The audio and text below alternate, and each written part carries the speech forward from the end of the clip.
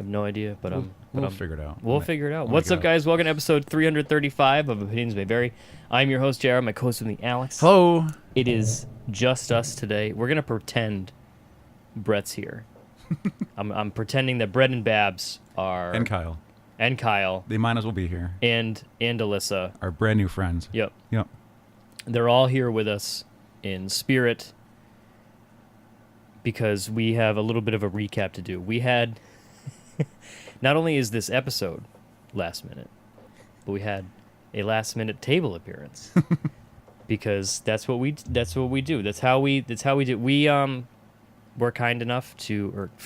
fortunate enough. We weren't kind. We have friends who are kind. We were kind enough to accept a very kind invitation from our very kind friends over at Decimated Designs, because Kyle and his crew were set up at TerrifiCon at Mohegan Sun in Uncasville, Connecticut. Yes, definitely Connecticut. Definitely Connecticut. Most likely Uncasville. That's what we have. We have casinos, and we have Bridgeport.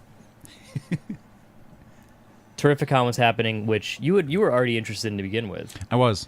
Yep. It was we'd never been before. We'd never been. I know I'd never been before. I couldn't remember if you had been. Even before, when it was other stuff before that, because a long time ago it was the Connecticut Comic-Con, and that got split up and kind of repurchased, and that's different things now. And so there's been a few changes over the years, and now we're at TerrifiCon. So it was a new experience. It was a fun, fresh thing, and it was, hey, we have a ton of table space. Easily 2 hours before I was about to put in for media badges. It was pretty lucky. Do I get a message from Kyle, who's saying, right, you know how we make the faces in the past? And I go, yeah, because I've been watching him update and what he's been making for this show. Faces meaning giant prop. 2 years ago, he made the Attack on Titan head with a big hand, and that was like a photo backdrop. Photo opportunity. People could go take some cool pictures, getting eaten by a Titan. Last year, he made a Galactus with a hand. That looked really cool. He had some Kirby influence and some. The banner was awesome. The Galactus was very nice. Made some really cool artistic choices with it, because he could have just painted it and put in whatever paints he needed, but I noticed after the show when I was at a shop, he threw in like some extra line work, like just what an artist would put for ink lines on a regular page, and it really helped Galactus pop. It was really good choices. He didn't have to do it, but he did it. It definitely helped. It was really cool. And this year he made this gigantic Thanos figure, made it a different way with his new machinery. CNC. To promote what they can do, what Decimated Designs is capable of with their new equipment, and just like Kyle's had the design chops for a while with his 3D modeling work and everything. It's been really cool. But and so you're limited, sometimes by the tools that you have. Yeah. So part of the thing was being able to promote, his own business and what they can do, while having this amazing photo opportunity for the convention right at the entrance. Literally, you it's walk the in, first you thing can't you see. miss it. And there's a pile of skulls Thanos is standing on. And did you count them? I heard the count from Kyle. The first thing I said was, how many skulls are there? Yeah, and he, at the drop of a button, I think he said 74, 72. 72. Yeah. 72 skulls. One of them now has a signature on it, which we will get into later. But yeah, the space to put up that also was space for Kyle for Decimated Designs to promote his shop and everything. And then he had some extra space that he couldn't, he didn't really need. And he was going to have some friends come in and fill it up. He had, 4 8-foot tables? Something like that, yeah. A lot of feet of tables. He didn't need all of it, so he kindly asked us if we wanted to fill in some of it. Us meaning Alex and I on one table, and then our amazing friends Brett Kelly, the art mercenary himself, as well as Babs, who takes pictures. They set up on one table, we set up on the other, it was also a new experience, because aside from roller derby a couple months ago, yeah, we'd never had our own we'd always shared it with Brett. Right. We're always shoulder to shoulder with Brett, which makes it a little, we'd be splitting like 6 feet. Yeah, we'd be splitting we had 2 8-foot tables. Yeah. Whereas in the past we split 1 6-foot table. It was luxurious. And it was a little. I had to get used to it. Because usually, like, if someone came up, it was they talked to Brett because Brett has the talent and he has the product and he has the cool stuff. And they go, "Oh, what's this? Oh, we're a podcast. Keep talking to Brett." And this time it was you had to put more effort into it, which and I always do it like I'm like the morning of I'm brushing my teeth. It's like I'm gonna kill it today. I was like, you're gonna looking in the mirror, you're gonna do this. You're gonna talk to people. You're gonna. And the second we set up and like the first person comes up, I'm like, I'm gonna go talk to Kyle. But I did having our game helped. I like you admitting this because I feel anyone who listens to us who might have similar problems or issues or, they might go through the same kind of thing of like, I'm gonna go out there and do it. I gotta talk to some people. I might be nervous about it. And it's like, we all shy away. We all, you have to work it up and and get it out there. And we might need a little push in the right direction. But, I get incredibly bashful about the show because if anyone says, yeah, I listen. No, you don't. Shut up. You didn't listen. It's even after doing it for 6 years. It's like, we did this episode, if you wanted to listen to it, you don't have to, but it would be cool if you did. It's hard to promote your own brand, shamefully, but shamelessly, shameless self-promotion. That's been one of my catchphrases for a while. Oh, that should go on a sticker. Yep. There it is. Yep. Shameless self-promotion, but we have a lot of shame. Yeah. Yep. But we had a cool activity this year. It wasn't just we are a podcast. We have a business card and we have a pin. So, thanks. Because as our namesake, our varying opinions, there are things that we might argue about or we have decisions over and things we don't agree about. So after seeing the success that was at TerrifiCon, we saw someone walking around with this just cardboard board, and it was Alliance and Horde. And there was hundreds of hash marks on it. And I was like, that's a neat thing to do. That's something that people are very passionate about. And then niece Megan had mentioned she threw in some marks on one because some girls had Voltron ships. And they were like, choose your Voltron ship or like vote for, favorite couple or so. And Meg looked at it and immediately said who it was and they handed her the marker and she checked off a few. And it was real quick and easy for people to figure out and be a part of. And I was like, I want to try that. Yep. But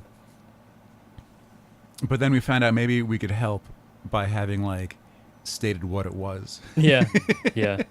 Because we've argued many times over the correct way to, and it's the most petty, useless thing, but it sparks debate and it's fun. But we've argued many times over the correct way, in our opinion, to tape a comic book once it is in its bag and board.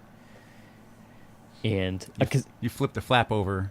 Yep. And do you tape it up and down in the center, or do you tape it side to side, sideways? Do you tape it vertical or horizontal? Yeah, and that's we excluded double tapers because let's just be real here. It's unnecessary. You just don't. It's more of a pain. It's a waste of materials. It's when you pull your comic out, you have to watch out for 2 pieces of tape slapping onto your book. You only got 2 hands.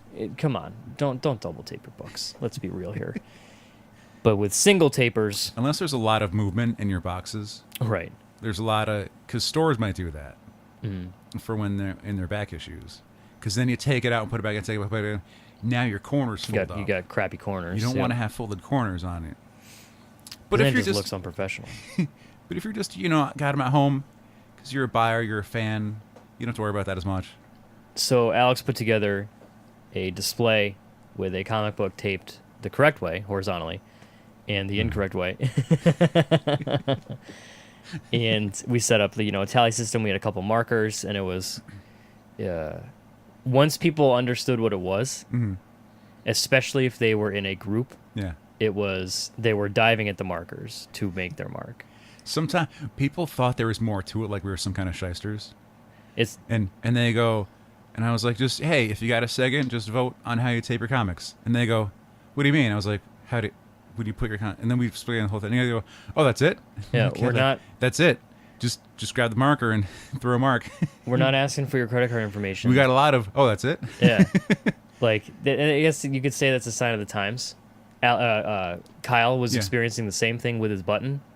Kyle had a button set up where you press the button, and on the TV in front of it, big TV mounted up there, it would tell you if Thanos spared you or sacrificed you. You know, because the idea was like you're watching the snap happen. Yep.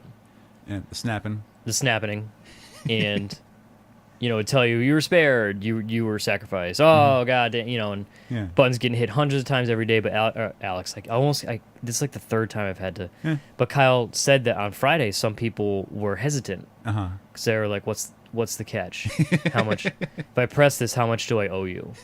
You know, and one could say that we could probably dive into a deep conversation about how that's a sign of the times and all that stuff. But our voting system was just purely to, it was self-serving. So we could be smug to each other and joke around about it, because every single time a hash mark was made. No, it was to engage people, and it was to talk. You know, establish more fan. Hey, take a card. While you know, this is what our episodes might be like. Definitely. But we also talked. Okay, bye. But and it was fun because a lot of people travel to conventions with friends, family, what have you, and a lot of the times, most of the time, they would disagree. They would call their friends stupid, and like they'd pick up the market. Like, I wasn't gonna vote on this, but now I have to because you're an idiot and you tape it the wrong way. And it made me feel a little bit better because I was like, okay, so we're not crazy. It's not just us that disagree. We're not insane on this. We're not, like, because other people felt passionately about the way they tape their comic books, whereas I had one guy come up right at the end of the day. Yeah. You were with Kyle talking to artist, I believe. And a guy stopped his friend, whoever he was with, and he said, "Oh, yeah, hold on, I want to vote on this." And I was like, "Oh, yeah, dope, yeah." And I was like, "It's to determine which way you tape your comic book." And he had the marker in his hand, and he like throws it out and goes, "Oh," and he just walks away. What did he think? And I was like, "What did you think this was?" So, I think I know where this is going. I had the two I had taped to the back of the board so you could see them sticking up above the way they were taped. Yep. But in case no one could see that because everything's clear, it's clear tape, and I don't want to use color tape, I drew dotted lines around each tape thing. So you could see which way they were. Did this angled. guy think it was how you take video, vertical or horizontal? I don't know. I wouldn't see that. We don't know how Maybe the guy... he thought it was you get a free comic out of one side. Who knows? Like, yes. Oh, but he was. I wish we had why this guy who got angry at us. Yeah, he was so disappointed to find out that that's all it was. It was literally like just chucking the marker. Oh, and then he walked away. And like I turned to Brett and I was like, "What did I do?" Huh. But it was nice when someone spots it and walks up and just immediately knows what they're doing. Yeah, a couple people knew right off the bat what it was. Most people, we had to explain it. Towards like the last 2 hours, once there was like, you know, a good 10 plus on each side, it was easier to tell because we started the day with just one each. yeah, we all the people around us threw our votes down. Babs and I, we are both we band together in our horizontal near mistakes, our horizontal crusade, and we started the day off strong. I threw a picture up on the Instagram, and people were trying to vote over the Instagram. I was like, "No, you need to be here. You need to come. Your up write-ins to the table. do not count." But it was fun though. Ultimately, I admit defeat. The score was 18 horizontal to 26 vertical, which is fine. Also, you know, this was, at the end of the day, this was a revelation in the fact that people do not understand tallies. It's true. At one point, the vertical had like 15 votes, but not a single not a crossways. Diagonal. No one was crossways. There was just 15 straight lines. It's like, come on, people, every 5. Yeah. Just go. Yep. Bill got it. Yeah. Yeah. You know, he fixed it for us a little bit because he Yeah. put his vote in, and he's like, "I'm gonna cross." Yeah, Unfortunately, it's on the wrong side. So that was 44 total. 44 people decided to. right. And you walked around with it for a few minutes, Yeah. but it's all the others were people coming up to the table and voting, which was really neat. So big thanks to if you did vote in our social experiment, we really appreciate that for settling a stupid bet. If we do it again, I'll hold on to the board. We'll bring it to a new show, and maybe we'll put it up again. And if you missed us at TerrifiCon, come to us at a different show if we have it there, and then correct the problem, or make a problem of the solution. But that was nice. It was neat having Babs around, because we haven't done a show with her before. Yeah, I mean, aside from World's Fair, but she's. Oh yeah, we just lose her. She's working. She definitely has her own gig going on with those events. But Brett's now a veteran of doing shows, and he has a setup, and he knows how he wants to have his table laid out, and how to talk to people and do live sketches there and whatnot. And then it's like, what's Babs gonna do? Bring to some flyers, have her camera, and little did we know. And Cal was like, yeah, she can come bring all our Photododo stuff. Because that's how he typed it out. Of course. I have to stick with this gag now.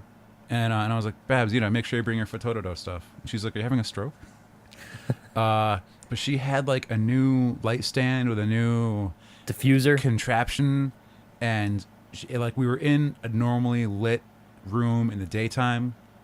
And somehow she was taking pictures that looked like people were emerging out of a midnight dark garage or something. It looked like the only light source was a fireside thing. Practically, yeah. And there was some really cool stuff she was doing. It was really neat. She was, I believe she was working with Nerd Caliber. Mm-hmm. So that's okay. I think OMV got her in, but I'll allow her to hang out with Nerd Caliber. I think Decimated Designs got her in. But she was taking photos. They looked amazing. I was a test subject at one point.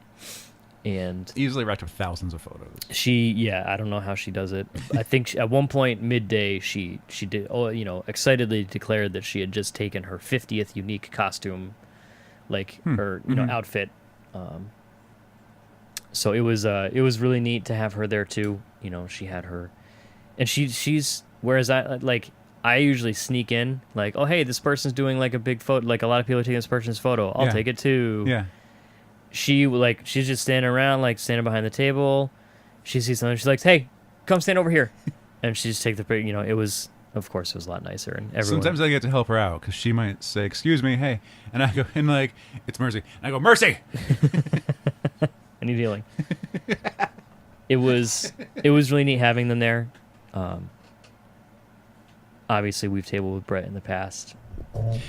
It was neat seeing other people that have talked to Brett that we've seen at Steampunk World's Fair, and in a different costume, and then we see him at TerrifiCon also talking to Brett. Yep. And Brett's he comes to my table every show, and he buys something every time I see him, which is fantastic. It's legit. He's got a good taste in art. Yep, it's true. It's true. Brett started working on a sketch for me the last half hour of the show. Oh, really? Yeah, he's like, give me something to draw, and I was like, okay, draw this. So I'm excited to see once he finishes that up. But it was really cool. We had a lot of space. We had a lot of friends near us, and we got to talk to some people. Sometimes Kyle was having business happen. Yep. Sometimes he could chill with us. A lot of people. It was weird to be mistaken for someone with talent, because they come around the corner and go, "Hey, this Thanos looks great," and we go, "Oh, it's that guy over there." Not me. I had 3 or 4 people ask me when we're going to be doing makeup on people. Mm-hmm. And I was like, look, I can try, but... Some people looked really disappointed when we go, you just got to walk around the other... Yeah, he's literally right there. Just go around. He's he'll do it. I'd pull him over here, but he's currently talking with someone. But, I imagine he'll talk to you in, just a moment. He did some usual demo stuff on Alyssa. Mm-hmm. So she was the He spent model the first, for the day. half of the day, making her dead. Mm-hmm. Yeah. Which was, she had bolts in her neck. She had some cuts on her face. Yep. Some good woundy wounds. Yep, good woundy wounds. You got to help a little bit. Yeah. I just called him Alex again. Kyle got pulled away to help with an emergency, and you. He just handed me a tagged brush you right and in. stuff. Yep, he tagged you right in, and then you're just going to, and like at one point I came over to start talking, and you were in work mode. I was like, I'm trying to make a joke, Alex, and you're not even smiling because you were just. I didn't even know what you said. Yeah, I wasn't paying attention. You were working. Focus was on the model. Yep. The actor. Yep. And I'd never used that stuff before either. A learning experience. But it was a really good time. It was nice to be able to sit behind a table again. Mm-hmm. And, tell some people about our show. Got to take some pictures. I'm so excited to see Bab's pictures. Mm-hmm. Like I'm just the previews that we saw like on her camera. Yeah. She was taking some really good shit. The show itself. How far are we in by now? We are at 20 minutes. We haven't even left our table yet. Yeah, we're still hanging out at our table. Because at the end of the day, this is a Comic-Con. This is a straight up Comic-Con. Classic. Yep. It's got Had that feel. Yeah. You definitely know what it is. It's not where we try to like fumble and go, how do we describe ConnectiCon? Right. It's a bunch of things. This was straight up Comic-Con. Had a really good spread of artists. A lot of classic artists. We call them old timers, but I don't want to call them old or whatever. But, they've been in the business for easily 30, 40 plus years. They're responsible for kind of shaping comics into what it is today. Yeah, absolutely. What stack do I want to look at? Because there's stacks. Alex. So he came prepared. I was much less prepared. I've talked about it in the past. The Collector Z program that I use, it's this database. I enter all my comics into it, and I can search things like artists, and it'll tell me what I own that artist is attached to. So I could be like, what do I have? Like Brett Breeding was at TerrifiCon. And I was like, what do I have by Brett Breeding? No, I can't find it. I have this this issue of Adventures of Superman. It was number 464, and I own it because Lobo kicks the piss out of him. And, I mean, just on the cover, he's ragdolling him by his cape. Yeah, and eventually Superman like hides in this mech that's in the Fortress of Solitude, and hopes like Lobo will. He has nothing left. He's been beaten. He's like hiding in a robot, and Lobo's like tearing the robot apart, and then he just gets bored and leaves to go to beer. Lobo just gets bored and goes, I'm tired of this. At least he's accurate to the character. It was revealed that wasn't the real Superman. Oh. It was a fake Superman. That explains. Yeah. But there's no year on this. Ron Lim was there. He's been in the business for a long time. Denny O'Neil was there. I tried bringing one of my What If issues. I collect a lot of What If because this one was already signed by Pat Broderick. I brought my first appearance of Poison Ivy. What? Mm-hmm. And I missed Joe Giella. Giella. Because this was already signed by Carmine Infantino. Really? Mm-hmm. Didn't he pass away recently? Yeah. A couple years ago? It was a little while ago. Justin was with me when I got this one signed. Mm-hmm. Was that at Boston, I believe? This was New York. New York, okay. Yeah, it was New York. So it would have been nice to get two signatures on that one. And Rory Thomas was there. Constantly had a pretty big line. That was pretty impressive. A lot of the... And these are just people that I've missed because he could have signed my first Doc Samson. Son of a bitch. And, a lot of the old time... And again, calling them old timers it feels rude. A lot of the classics, the veterans... David, I don't know how to pronounce it. I always pronounce it Michelin, but it's like Michelini. He did Spider-Man back when McFarlane was on it. I believe he did. Yeah. He did Iron Man with Romita, I think. Romita Jr. I think he did Demon in a Bottle. Yes, I think so. He had a huge line. Because I was debating. I was like, we're gonna have a place to sit. Maybe I could bring my because I have the Iron Man omnibus that features Demon in a Bottle. I have the Spider-Man omnibus that was mostly him and McFarlane way back in the day with the first Venom and all that stuff. I was like, maybe I could bring those and get those signed. And I'm glad I didn't, because I would have been hauling 50 pounds worth of books and I don't do well with lines. I'm very bad at them. So to wait in line would have been aggravating to me because I'm impatient. But the dude was slammed. A lot of the veterans were well appreciated. I like to think they were appreciated. People were getting their books signed because they wanted to meet them, not just because apparently we did talk with Justin for a while, both at the very beginning of the show and the very end of the show. Yeah. And it was a tale of two Justins. Because one coming in the excited, optimistic, yeah. It's going to be a good con. We're going to have a lot of fun today.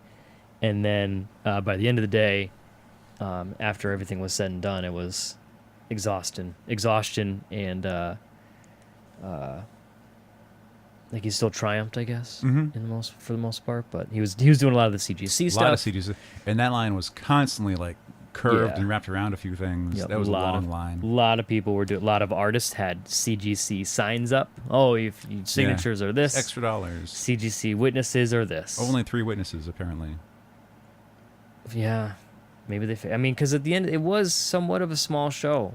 Yeah, it wasn't a massive. I wandered and saw the entire floor in 15 minutes. It was also, not stopping at anything, but there was a lot of, classic and new artists. It was the first time I'd ever seen Jason Fabok at a show. Yeah. Well, like even some of the, the current gen, I guess, the ones who are actively working right now, who are pretty popular, they got a good batch of them between, like you're saying, Fabok and Charles Soule was there, who I don't know if we've ever seen him before. He's a writer, yeah. Yeah. Yeah. And he's written a lot of stuff that I haven't owned. I read a Charles Soule book when I got home last night. Yeah. So I couldn't sleep and picked up I love Poe Dameron. It's just a good book. And he writes Poe Dameron. I was like, oh yeah, I literally saw him 3 hours ago. He was nice. He signed a few of my Thunderbolts and one of the miniseries that came out of the Secret War for the Battle World, right? Which is the Inhumans Atlan Rising. Because I also had original art pages from those 2 series, and then I had him sign the original art pages too. Which he was like, I only have 1 page from Atlan Rising. It was a good representation. I was pumped to meet Jason Fabok. I have a lot of books that he was on, but it's mostly like the Justice League stuff with Jeff Johns, the Detective Comics stuff with John Layman, and then like the newer like the Button and all that stuff. Nothing that I'm anxious to get signed or anything, So I didn't bring anything with me along for him because I don't have any like his hardcovers or anything like that. I get some people that ask like, would you rather have something signed that's like, how'd the question go? I usually go for like what my favorite cover is. It's like, well, someone wrote, the entire series. They wrote like 50 issues of something, or they drew on 50 issues, and it's like you shouldn't bring all 50 to get them signed. Yeah, let's narrow it down a bit. And so it's like, well, pick your favorite 3. Do you pick your favorite 3 that like where something happens, they're worth the most because of appearances or deaths, or it's your favorite thing that happens in the issue? And so most of mine, I believe, are covers. Right. Like the best covers that represent what's going on. That's what I did with Snyder and Capullo a couple years ago at Boston when they were there, and I got some floppy, or just some single issues of Batman. I just picked out a couple of my favorite covers and brought those. I go through phases where one year, one season, whatever, I'm like, yeah, I want to get all these individual issues signed. I think that's rad. And the next year, it's like, what's the point? It's not like I'm going to sell them. I'm not... Oh, cool! I have issue 16 of, and one season. You cover your entire wall with them. Yeah, I'm not. I don't understand that. I don't understand people hanging up comics. But then you get to show them off. They're there. Yeah. There's my signed comics. I guess so. I just keep all mine in a box. I might do it someday. No, mine are in a drawer behind you over there. That's fine. You have the means. But I brought 1 book. This year to get signed. I brought the first issue of the new Amazing Spider-Man, the one with Ryan Otley and Nick Spencer on the book. and because I brought it because Nick Spencer was going to be. I actually have a lot of Nick Spencer. Like I have all the Secret Empire where Cap was evil and all that stuff. I've got the Morning Glories series and trades. Yep, I have the first 4 trades of Morning Glories. I debated bringing a couple of those. I have all of the Superior Foes of Spider-Man, which a lot of those already have signed by Steve Lieber. So it's like I could get my doubles up. But once I figured out how much stuff I wanted to bring, it was time to make some cuts. Yep. So I cut out all of my Nick Spencer stuff. Once, my main decision between, it's the first issue of Amazing Spider-Man, which is cool. It's a big book, Spider-Man, obviously. I figure I'm most likely going to see Ryan Otley, maybe even at New York. I'm not sure if he's confirmed or anything like that. So I was going for my double opportunity. Yeah. I would love to get all 4. I'd love to get Nick Spencer, Ryan Otley. I believe Cliff Rathburn is inking it. I think he is. And Laura Martin is on colors, who is such a sweet woman. And I think it would be really cool to get all 4 on that one issue. But unfortunately, Nick Spencer had to leave the show. I walked by his table a couple times, and each time he wasn't there. And then finally, I did notice there was a sign posted saying that he had to leave. Unfortunately, there was a family emergency, which was kind of a bummer. But it is what it is. We gotta do the fam. There was a little whoops that I noticed because his banner says Nick Spencer.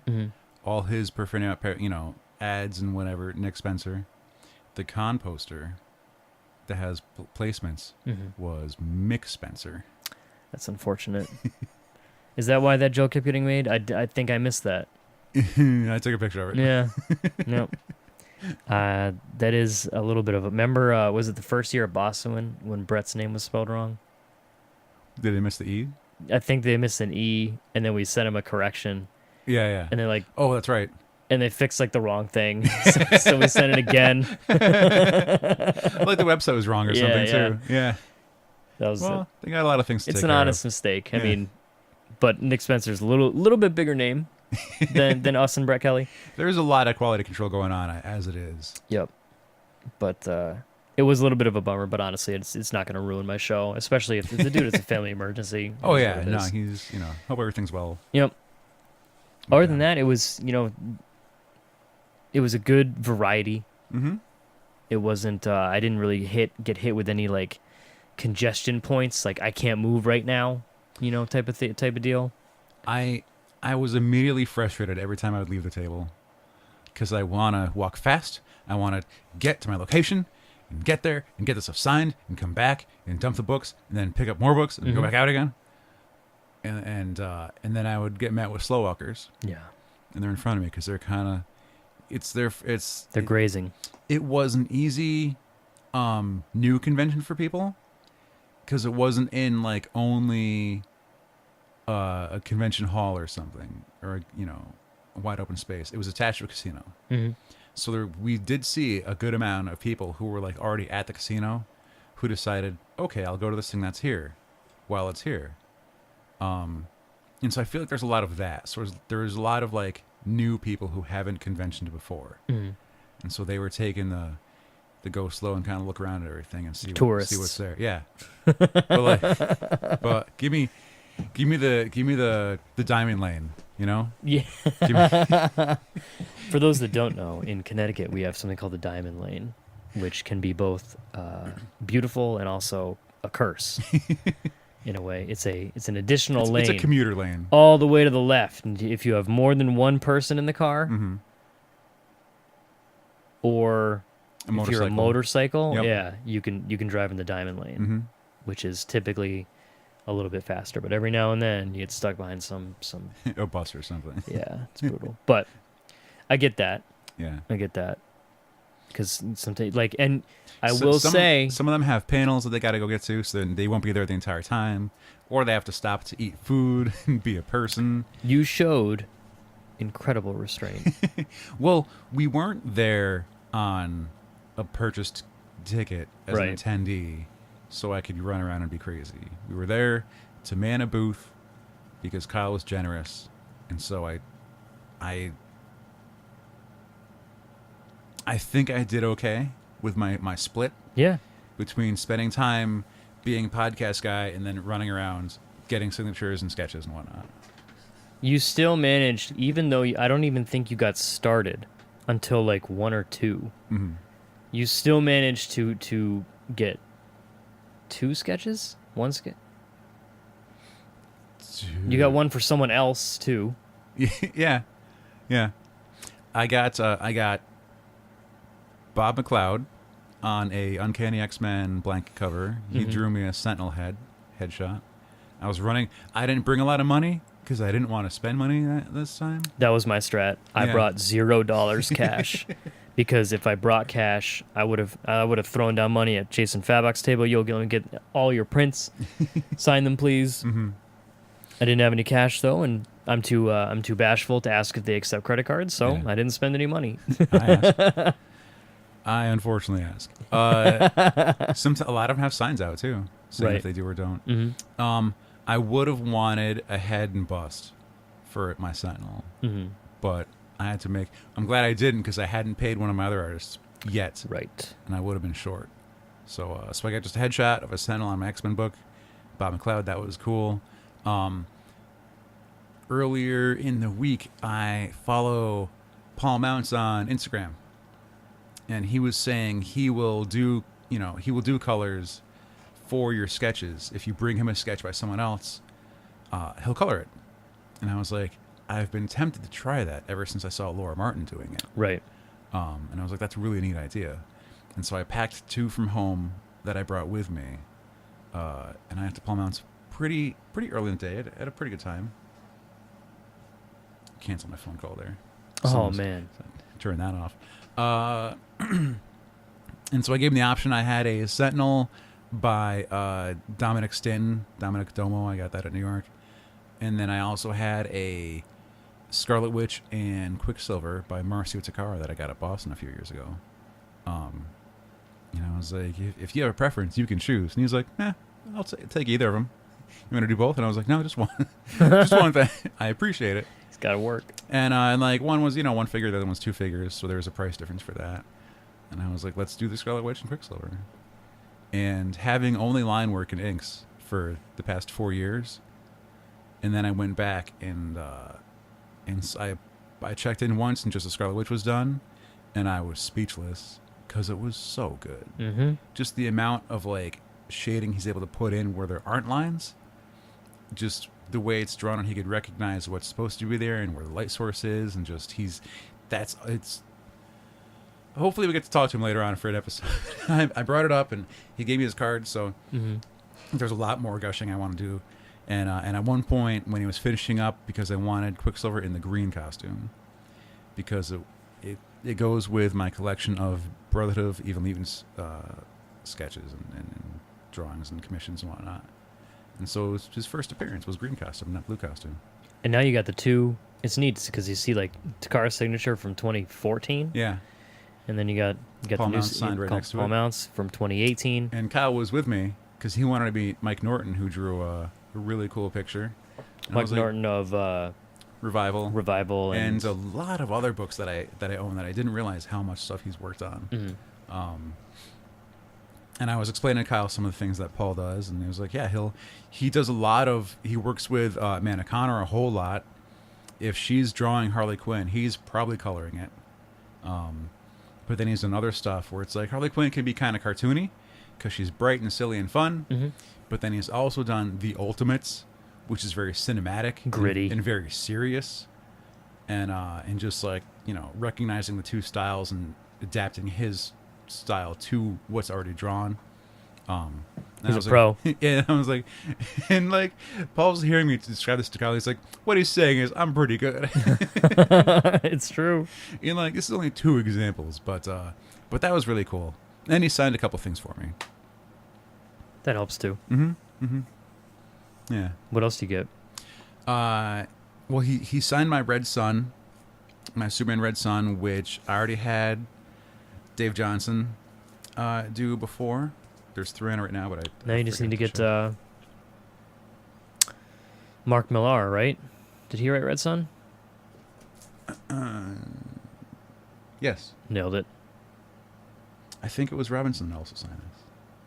Anyway. Mike Barron was there. He created Nexus with Steve Rude, and already had one That was signed. a wrestling thing, yeah. Hmm? Wasn't Oh, the the Nexus? in Thank you. wrestling?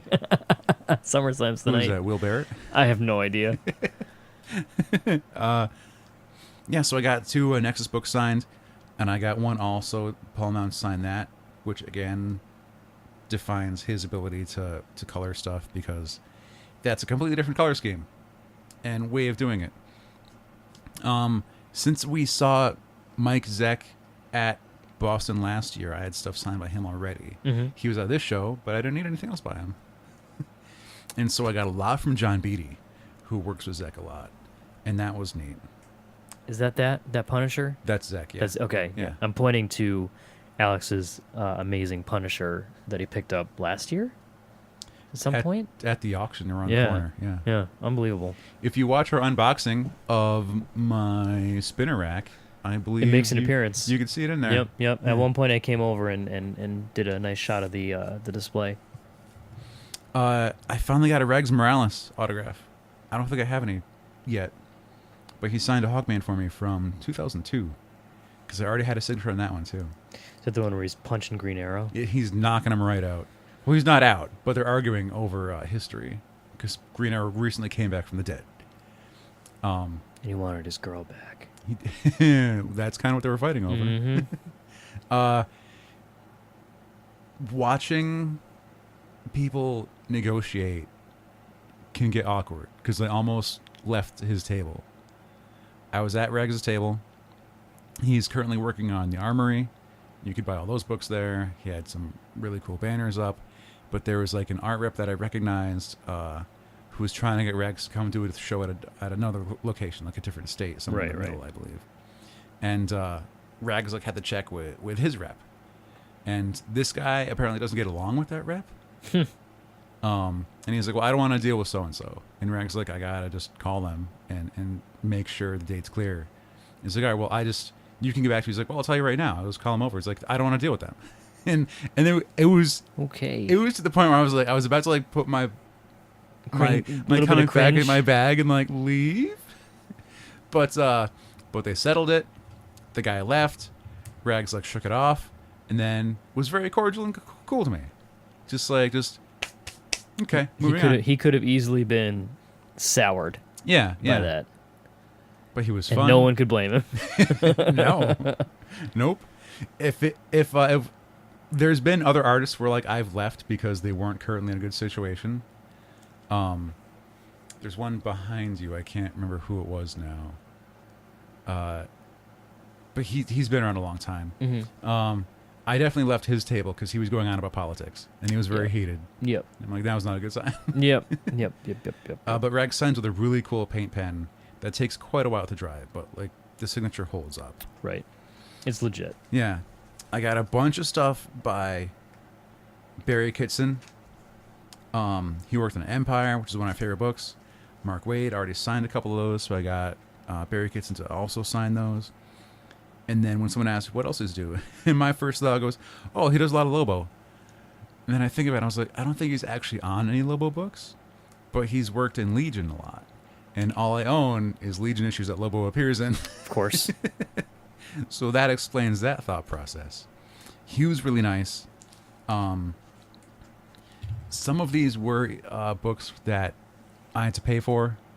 I already owned them. And that they'll have a situation where it's like, I'll sign the first one free, the next one's $5. Which you are seeing more of that. Yeah. I remember in the past I used to. I know I've said I'll never pay for a signature. I think it's stupid. Well, I would never charge for a signature myself. Why would I ever pay for a signature? This is coming from someone who officially paid for their first signature last year at Boston Comic-Con. Not last weekend, last year at Boston Comic-Con with Tony Harris. Yeah. So I guess I can eat my own words. Again, sign of the times.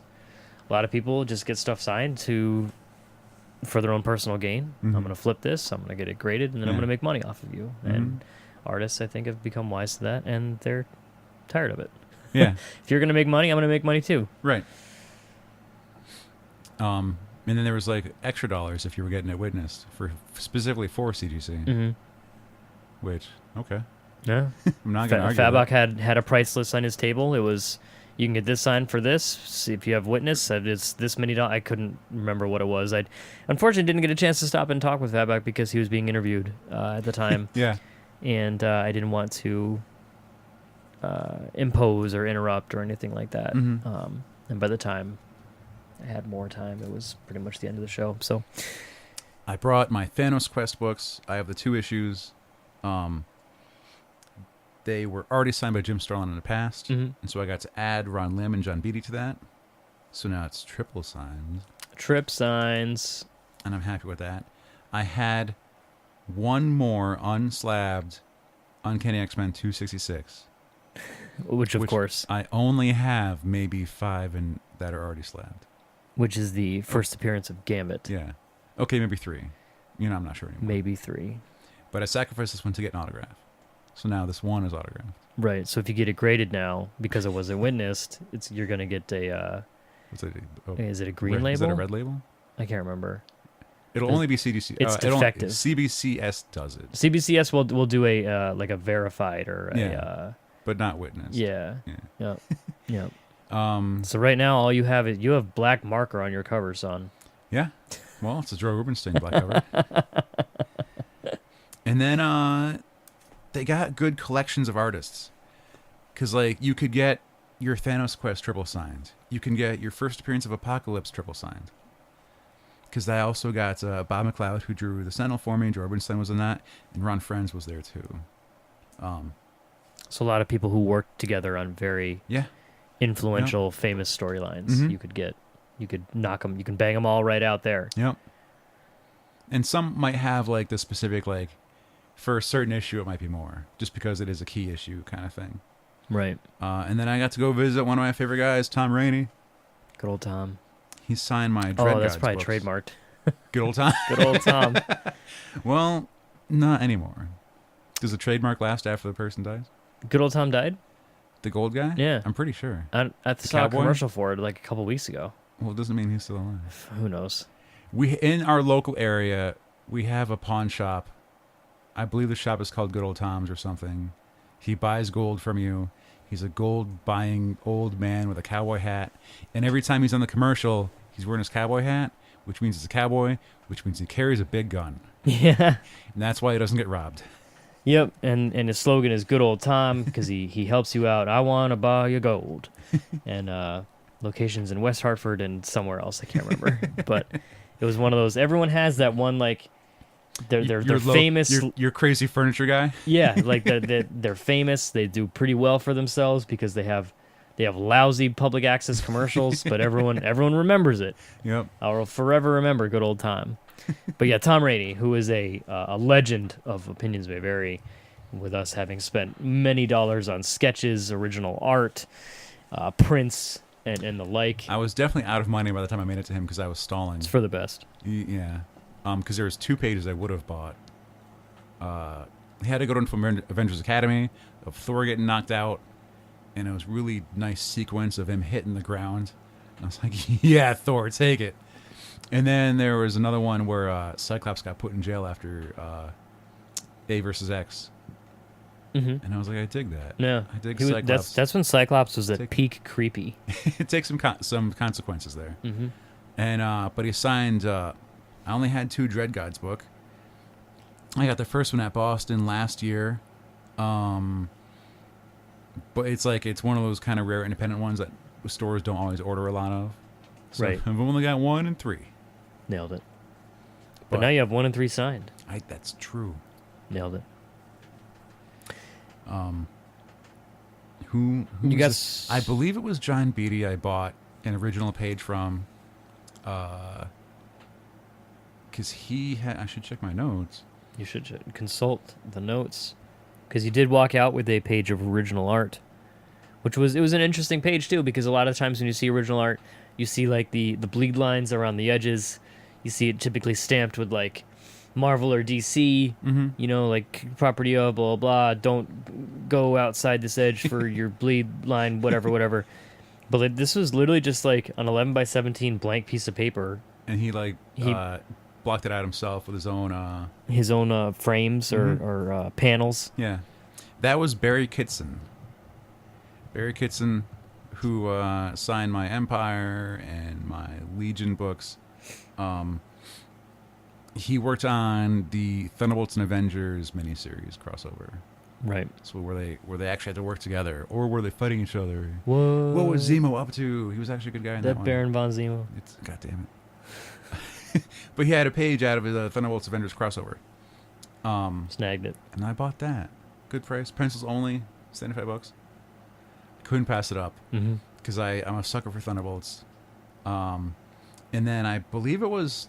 What do we think it was? Artist Choice for vendors? Artist Choice was there. Against the Wall? Yep. Okay. Yeah. I went to them, scanned through their original pages, looked around. They have it up by artist. And I saw Sean Chen was in there. I was like, I already own some Sean Chen. Do they have more of the Sean Chen that I own? And that's when I found Salvation issue 6.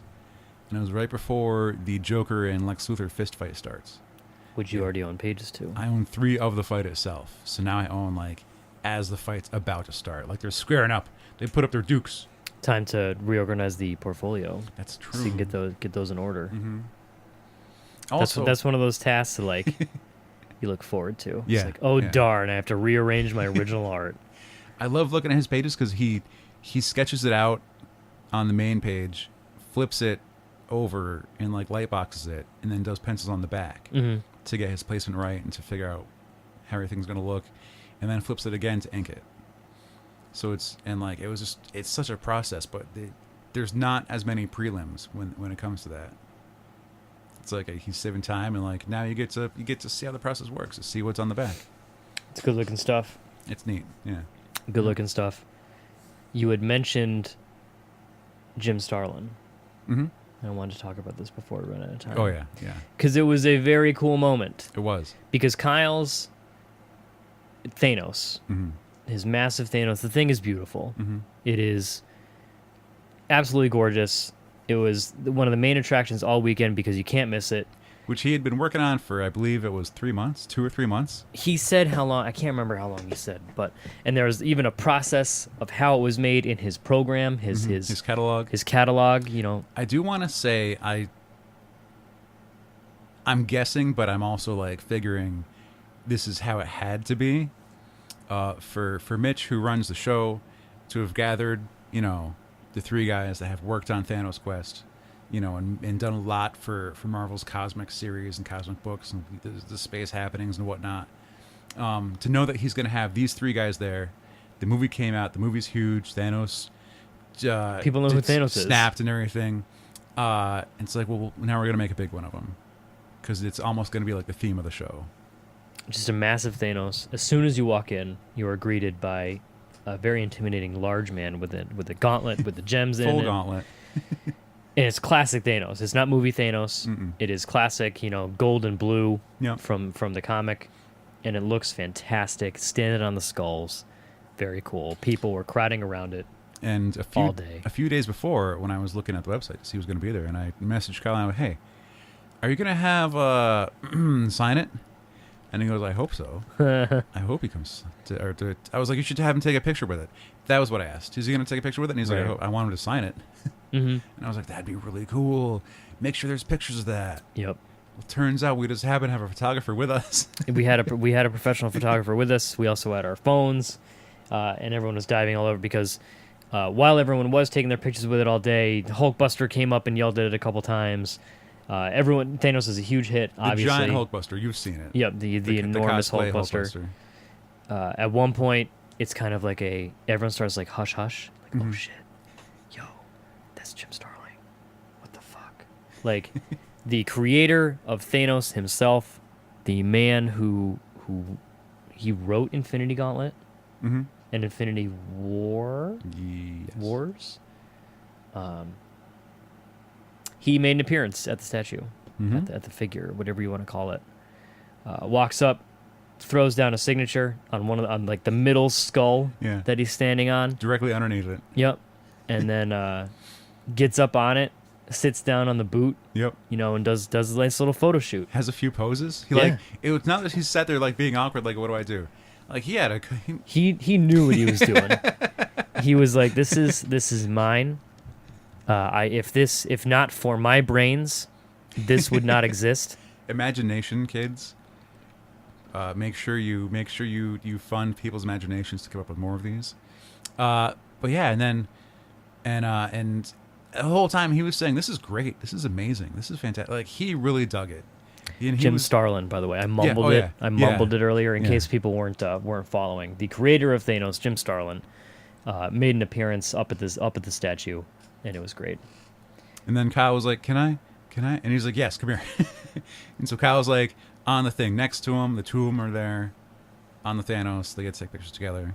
I think he signed a couple like individual skulls, and that Kyle has. I believe either all those or some of those were going to be some of the prizes you could win for entering Kyle's contest. Yeah. Because he's doing, if you're there right now, it's not gonna. But Kyle's doing a contest where if you take a picture and hashtag and all that stuff, they're gonna pick some winners for taking your picture with Thanos, which a lot of people were doing, ourselves included. Niece Megan was there. She couldn't get in because there was people in front of her.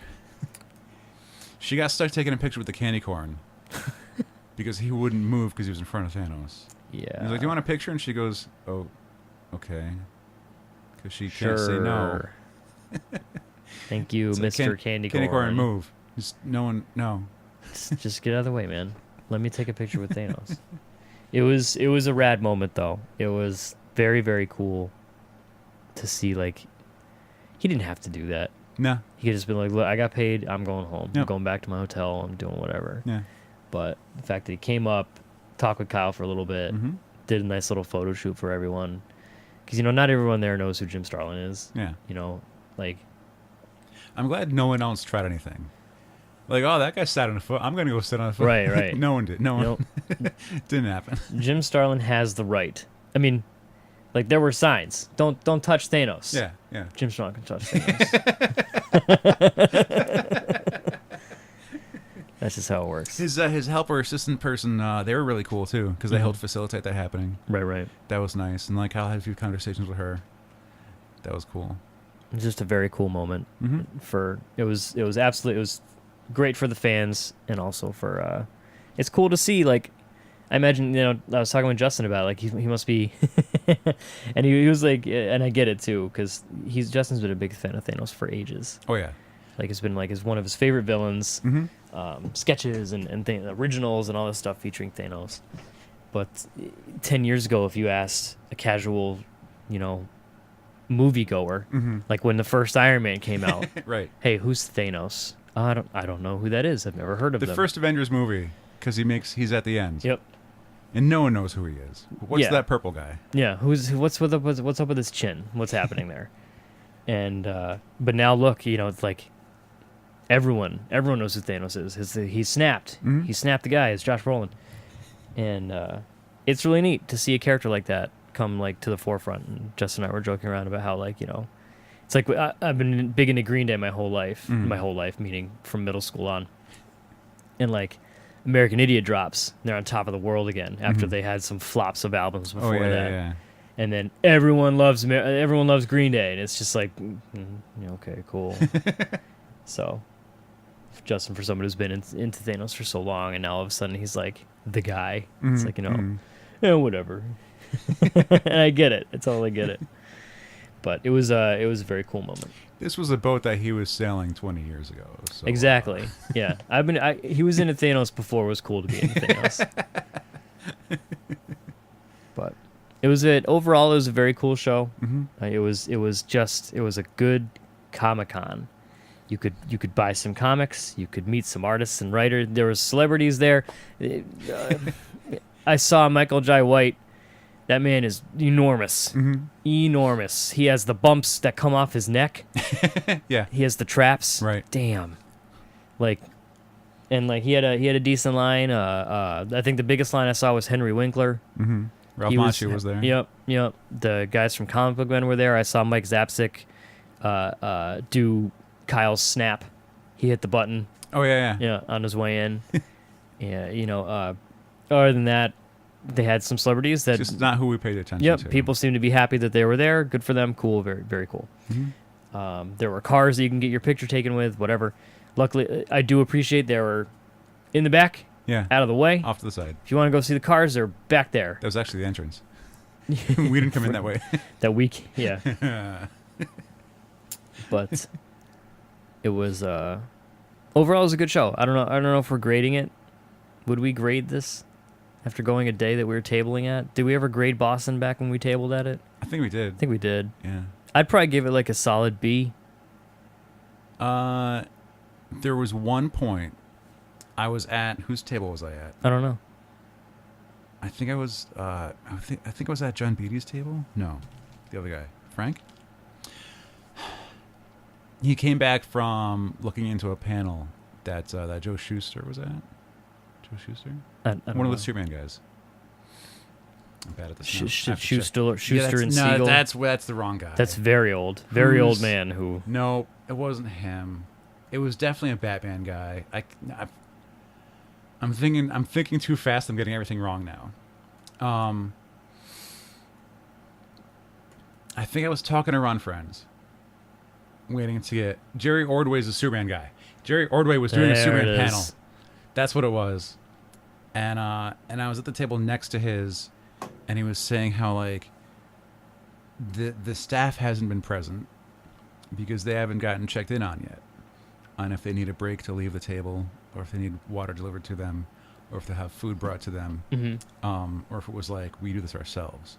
As he's saying this, an employee of the con overhears them. Is like, "I'm sorry, what would you like? I'll bring it to you." He's like, "We'll have some water, please." He's like, 3 waters, because I was him and like had people behind his helpers behind the table. And when I was in the aisle later on, Tom Rainey also had water, and the guy next to him had water. So it's like at this point, someone said, "Oh shit!" Someone wised up. Everyone got waters. Yep. Yep. Someone wised up. They definitely, and like, but at first I was kind of like, "Oh man, it's a shame they're not getting taken care of," and then they immediately all got taken care of. It got rectified. Yep. Oh yeah. Yep. Yeah. So like, if there was a problem, it looks like they they got on it and solved it, and they didn't let it go on. It's not like the show ended with everyone being miserable. Mm-hmm. There's still time. It's 3:00 on Sunday, so. So yeah, I think I'm with you on a B. I might go for. I'm gonna go to a B plus. Mm-hmm. Just for the amount of like classic artists who, as you said, that was worked to shape what comics have become. Yep. They put in a lot of work in the past, and it was nice to see them all highlighted, and put on the spot there. That was really cool. Absolutely. I dig that. That's what I dig. You dig it. I do. It was a fun show. I hope Kyle and Alyssa are having a good time today. Hopefully business is booming. Hopefully they're not too. They don't have that void, just empty void behind them. An OMV and less, and an Art Mercenary less spot. And Babsless. Just hopefully they'll be able to work through that, and get their button hit many times. Mm-hmm. Their snap button, which I know the secret behind the snap button.